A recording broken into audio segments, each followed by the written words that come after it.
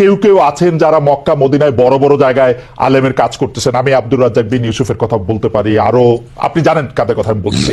তাদের কেউ কেউ মনে করেন আপনার পথ তো আসলে ঠিক না। এক, দুই হচ্ছে আপনি যার কথা যেভাবে বলতেছেন যে ধরেন মিজানুর রহমান আজহারী কি আসলে একজন স্কলার কিনা। এখন কেউ কেউ তো এই প্রশ্ন তুলেছেন যে জনাব এনায়েতুল্লাহ আব্বাসীও যথেষ্ট পরিমাণে এই জায়গায় আছেন কিনা। সেই জন্য আমি জানতে চাইতেছিলাম যে আপনি যখন আইন হাতে তুলে নেওয়ার কথা বলেন স্যার, সেইটা কি আপনি কিভাবে তার যোগ্য, এবং আপনি ছাড়া আর কে আছেন এটার মধ্যে যোগ্যতার জায়গায় আর কি? আমি এখন বলছি, আমি মনে করি আমি গ্র্যান্ড মুফতি বাংলাদেশের। আচ্ছা, আপনি মনে করছেন আপনি গ্র্যান্ড মুফতি? ওকে, এবং এটা আমি চ্যালেঞ্জের। ওকে ওকে, আমার ফতুয়ার বিপক্ষে আমি শোনেন, আমার ফতুয়ার বিপক্ষে যে যাচ্ছে তাকে আমার সাথে বসান, আপনার প্ল্যাটফর্মে বসান।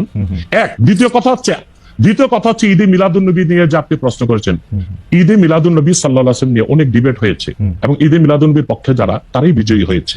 আর বাংলাদেশে ওলামায়ে দেওবন্দের একটা বিরাট অংশ যারা মূল ধারার, তারা কিন্তু ঈদে মিলাদুন্নবী নিয়ে কখনো বিরোধিতা করে না। কিছু মাত্র স্কলার আছেন যারা কোনোভাবে পারসেজ হয়ে আছেন, তারাই ঈদে মিলাদুন্নবীর বিরোধিতা করে।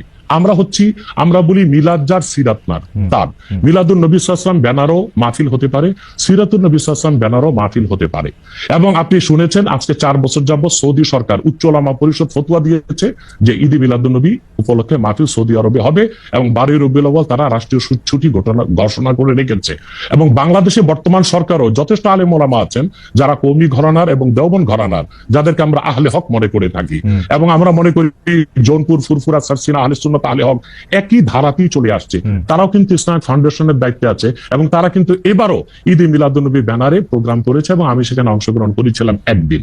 অতএব বিচ্ছিন্নভাবে কে কে ঈদে মিলাদুন্নবীর বিরোধিতা করলো, আব্দুর রাজ্জাক সাহেবের নাম বলেছেন, ওনাকেই বসান আমার সাথে কথা বলি, সংলাপ হতে তো কোনো দোষ নাই। ওকে, বা আপনি আরো যাদের কথা বলেছেন তাদেরকে বসান আমাদের সাথে। আচ্ছা, আমার এখানে একটা সম্পূরক জাস্ট প্রশ্ন আছে আইনের ব্যাপারে। যেহেতু তেহরিকে খতমে নবুয়তের শাখা যুক্তরাজ্যেও আছে, এখানেও আছে, আপনি একইভাবে এই কথা বা ভারতের পশ্চিমবঙ্গের কথা বলেছেন, এইখানে যেটা বলছেন সেটা কি যুক্তরাজ্য এবং ভারতের পশ্চিমবঙ্গের জন্য প্রযোজ্য? যুক্তরাজ্যেও যদি কেউ এই ধরনের কথা বলে, তাকেও কি আপনি এরকম একটা কথা বলবেন বা বলতে পারবেন? জি জি বলবো। আমি যুক্তরাজ্যে যে সাফার করে এসেছি সেটা শোনেন আগে। 2 বছর আগে আমি যুক্তরাজ্যে গিয়েছিলাম। আমার 7টা প্রোগ্রাম ছিল। 4টা প্রোগ্রাম করতে পেরেছি, 3টা প্রোগ্রাম আমি করতে পারিনি। এবং সেখানে আমার বিরোধিতা করেছিল নাইজেল ফারাজ।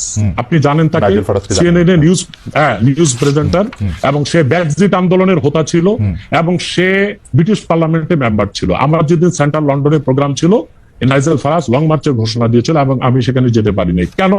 নাইজেল ফারাজ 23টা প্রতিবেদন করেছিল আমার বিপক্ষে, তার মধ্যে উল্লেখযোগ্য ছিল যে আমি মুরতাদের শাস্তি মৃত্যুদণ্ড চাই। বাট ব্রিটিশ পুলিশ আমাকে অ্যারেস্ট করেনি এবং ব্রিটিশ পুলিশ আমাকে শুধু প্রোগ্রাম করতে দেয়নি সহিংসতা বেশির জন্য। কিন্তু আমি রানীকে গালি দিয়েছি, সেটাও সেখানে তুলে ধরা হয়েছে। আমি রানীকে গালি দেওয়া যায় ইংল্যান্ডে?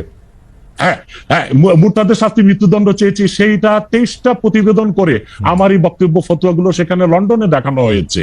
আমি বাংলাদেশে যে চরিত্র, লন্ডনে সেই চরিত্র, পশ্চিম বাংলায় সেই চরিত্র। ওকে, আমি এইবার একটু, আপনি যেহেতু মুফতি এবং নিজেকে পরিচয় দিলেন গ্র্যান্ড মুফতি, আমি একটা বিষয় মনে করি আপনাকে একটা বিষয় একটু আপনার দৃষ্টি আকর্ষণ করতে চাই। সেটি হচ্ছে যে আপনি মানে আপনার কাছ থেকে বুঝে নিতে চাই স্যার, যে যদিও আপনি আসলেই আমার চেয়ে বয়সে ছোট, কিন্তু আসলে বিদ্যায়, বুদ্ধিতে, শিক্ষায়, অনেক কিছুতে, মানে জ্ঞানে আপনি আমার চেয়ে বড় বলে আপনাকে স্যার সম্বোধন করতে হবে না। আপনি বলেছেন যে মসজিদে গিয়ে নারীদের জন্য বা মহিলাদের জন্য জামাতে নামাজ আদায় করা মাকরু, কিন্তু আমি আপনার এই বক্তব্যটার পরিপ্রেক্ষিতে আমি দেখতে পাচ্ছি যে এটা তো বরং মাকরু নয়, কেউ কেউ এটাকে মুস্তাহাব বা এনকারেজ বলতে চান।